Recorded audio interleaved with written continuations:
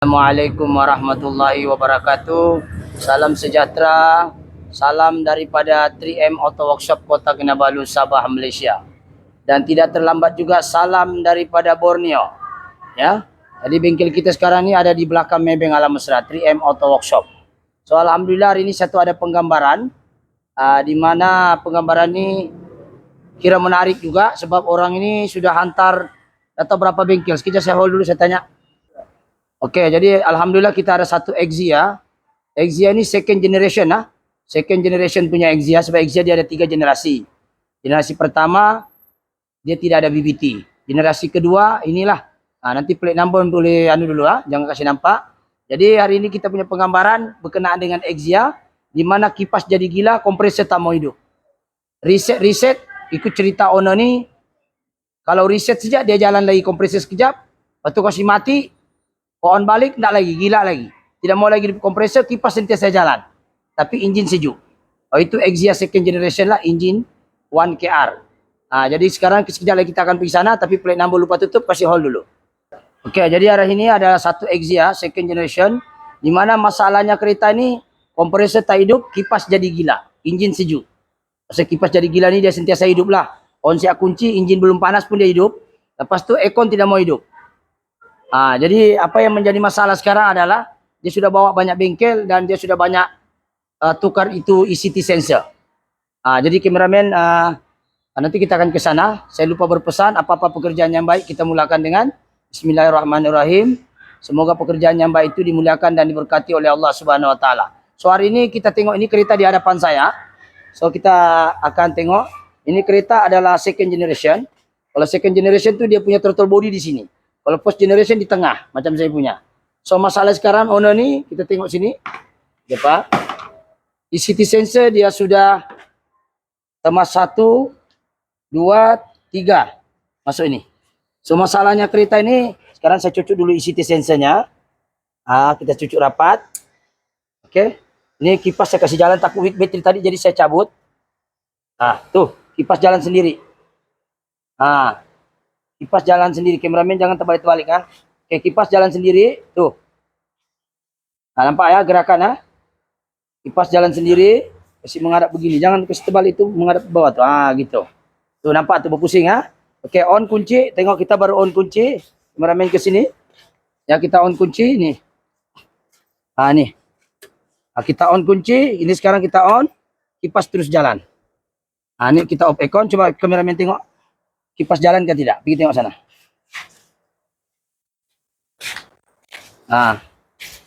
Kipas jalan. Soket. 3 biji ini bersambung. Sebab kipas pun boleh jalan kalau ini tercabut. Tapi sekarang ini sambung. Dan bila kita scan, kompresor pun tidak mau hidup. Kita start Kita start. Kereta ni boleh hidup. Cuma tidak kipas jadi gila lah. Okey, sekarang kita crank. Tengok RPM sebelah sini. Okey. Okey, kameramen tengok. Jalan Jalan, betul. Lepas tu kita tengok aircon kita on Kita on aircon. Okey, kipas automatik gila. Cuba kameramen tengok sana satu kali lagi. Enjin tengah sejuk ni. Enjin. Kipas jalan sendiri, enjin sejuk. Betul? Okey, kameramen masuk sini. Kameramen sini. Kameramen. Masuk sini. Okey, sekarang kita akan onkan aircon. Adakah aircon ni akan on? Kita masuk sini. Okey. Kita tengok kompresor AC. Ni, kompresor tak jalan, kipas jalan. Kita pergi sana tengok. So nampak kompresor tak jalan Tuh. Saya tunjuk pakai saya punya stick lah Ni kompresor tak jalan. Ini patutnya kompresor jalan jadi sekarang ni kenapa masalah ini timbul? Kita akan faham melalui diagram depan. Kita hold dulu. ECT sensor, engine coolant temperature. Kameramen jangan terlampau jauh Saya ambil dulu stick.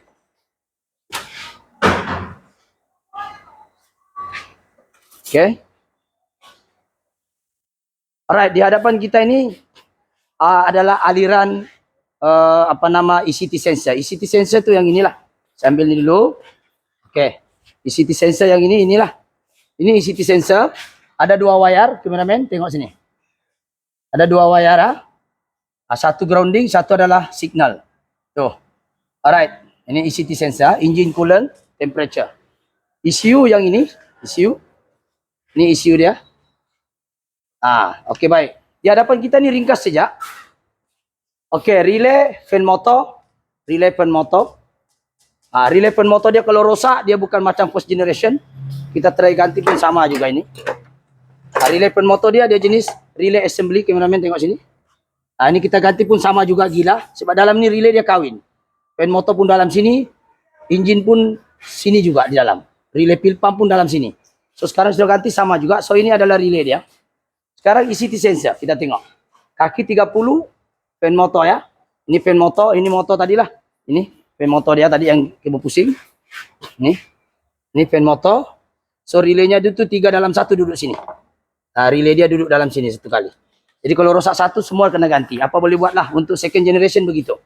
Okey, jadi kaki relay itu kalau kita belajar relay system, kaki 30 daripada kunci, daripada bateri direct. Okey, 85 positif dari kunci. Betul? 86 negatif daripada ECU output. Bila ada medan magnet baru sentuh kaki 30 dengan 87. Barulah kipas tu boleh jalan. 30 nak sentuh 87 dia perlu ada medan magnet. Itu hukum relay. Lepas tu kita tengok fan motor kompresor pula pun tidak jalan. Okey baik. Sekarang kita tengok kompresor punya relay. Relay kompresor 30 daripada bateri macam biasa ada fuse. Ini tidak ikut kunci lah. Lepas tu 85 negatif positif dari kunci. Sini. Jangan jauh sangat kameraman Ni. Nampak? 85 positif dari kepada kunci. Kita on kunci baru ada signal. Okey. 85 86 negatif daripada ECU ni. Negatif dari ECU 86. Jadi bila ada negatif dengan positif dia akan jadi medan magnet. So dia akan sentuh 30 dengan 87. Soalannya sekarang adalah kenapa boleh jadi gila? Yang ini ECU relay dia payahlah kita ceritalah lebih kurang sama. Dalam live saya banyak kali saya sentuh. Mesti ada 2 positif, satu daripada kunci, satu lagi daripada memori.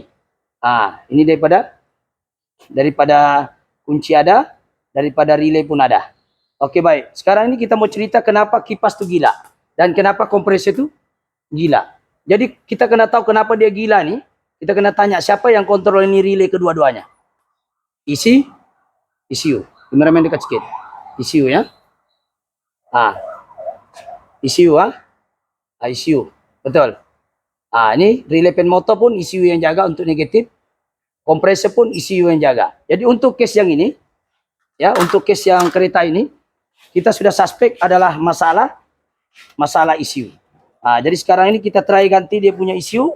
Kita tengok dulu scanner sebelah sana kameraman. Okey. Sebab kita tengok bacaan di sini adalah negatif, ya. Kita tengok di sini. Ya, ini bacaan battery sensor sudah cabut tadi. Kita tengok read data stream. Tengok data streamnya berapa. Kita akan repo dia punya engine coolant temperature. Kita off dulu takut weak battery. Engine coolant, coolant temperature. Nih. Kita akan tengok bacaan dia. Ini time ECU yang asal negatif 40. Jadi bila kita on dia jadi mana-mana kereta yang negatif 40 memang gila. Kompresor tak mau hidup, apapun tidak mau hidup. Jadi sekarang ini kita akan try ganti ECU.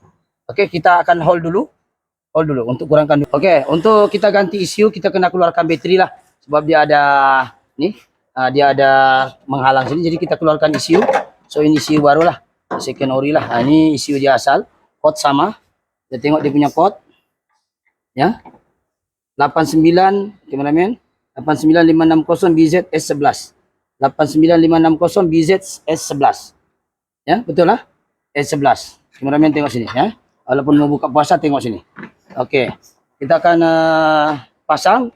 Yang ini adalah yang baru, tadi itu adalah yang lama. Kameraman tengok sana yang lama dengan yang baru. Okey, kita akan pasang.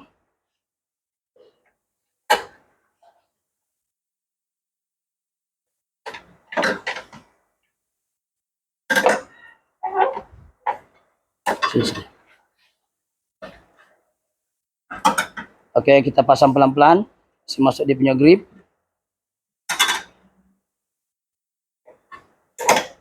Okey, kita pasang bateri.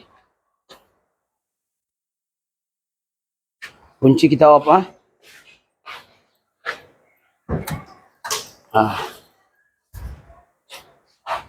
Kunci kita kena lepaskan, apa-apa benda kita lepaskan daripada soket. So kita akan program, ini kunci dia. So kameraman akan ikut kita punya chip untuk program dia. So isi baru kena program.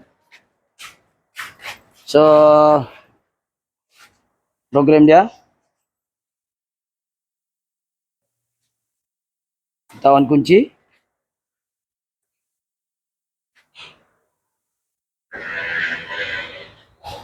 Alright, kita akan program. Kita on kunci dulu. Okay, kita masuk.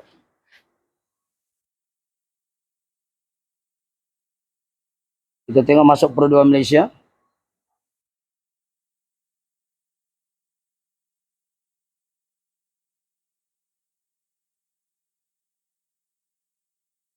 Okay, tekan dia punya 1KR engine.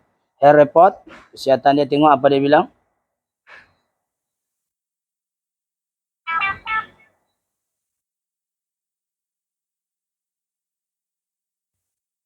Okay. Masuk di engine. Special function. Reset memory. Dia sama dengan beza lah. Okay, yes. Exit. Okay. Kita try off, baru on balik. Okay, cabut kunci dia. Baru pusing. Restart. Okay, kereta boleh hidup. Tengok RPM. Nampak? Nampak? Okay. Nanti kita kasih lantai. Sekarang kita tengok selepas kita pasang ECU baru. Kameraman follow sini. Okay, sekarang kipas sudah tidak jalan kan? Kasih flash dia. Kipas sudah tidak jalan sendiri, betul? Nih. Nih, kipas tidak jalan sendiri sudah. Soket, kameraman sini. Soket. Pasang, okey. Kompresor kita sekarang on kompresor. Adakah kompresor itu on? Kameraman dari sebelah sana. Okey. Alright. Okey. Alright, kita akan on kompresor. Tengok kompresor sana hidup ke tidak, kameraman ke sana. Tengok kompresor jalan ke tidak.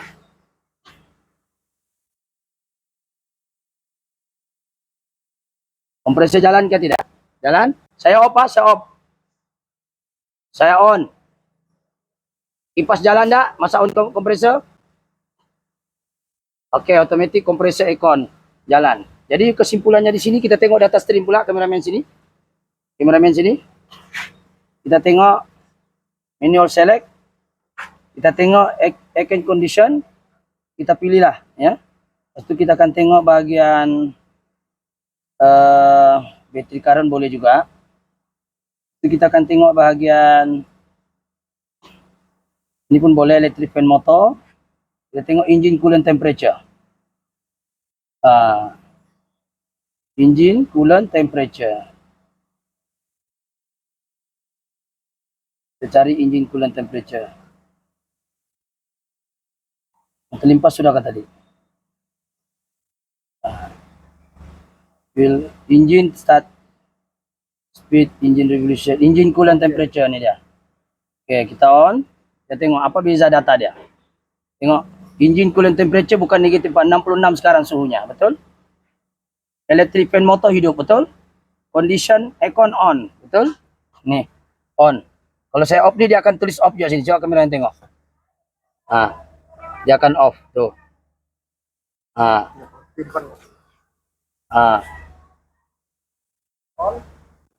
Oke, ini saya off. Oke, on. Oke, alright, kameramen ke sini. Jadi sekarang ni kalau kita tengok data engine coolant temperature sudah normal. Masalah dia ECU sahaja. Sebab ECU kontrol habislah, dia kontrol semua. So electric fan dia off. Oke. Alright, dia ikut kompresor lah. Jadi apa yang kita mau cerita sekarang adalah kalau kita berdasarkan di sini, kameramen sini. Kalau kita berdasarkan di sini, ECT sensor, engine coolant temperature. Negatif ini boleh direct grounding, tapi untuk yang case yang ini diambil grounding dari sini. Daripada sensor bateri itu, diambil grounding sini. Ini grounding dia nih. Ini wire ECT nih. Ini grounding diambil.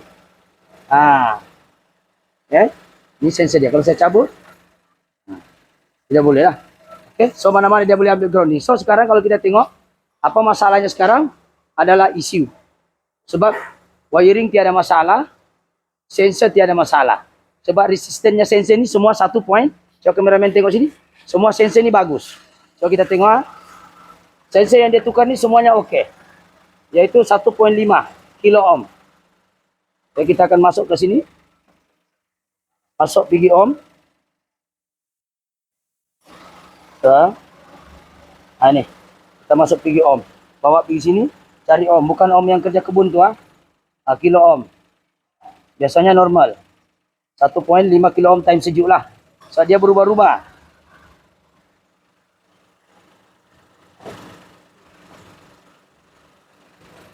Okay, tengok di bawah. 1 point. Kena je.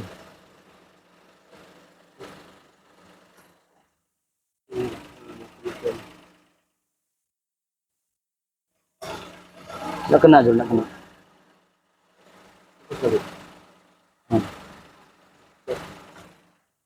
Saya pegang kau sini. Alright, 1.4 kilo ohm. Betul? 1.4 kilo ohm. Kita ambil yang satu lagi ni.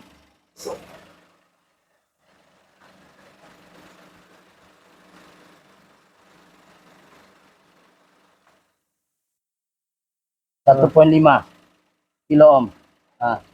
Okey. Okay, lebih kurang 1.4 kilo ohm. Sama lah tadi itu. 1.4 kilo ohm. Ini pun semuanya bagus. Jadi yang di dalam pun ini sama. Nih, tangan saya tengok. Ini pun okey juga. Tapi untuk pengetahuan, dia punya kilo ohm, dia makin panas, resisten makin turun. Sejuk, resisten naik.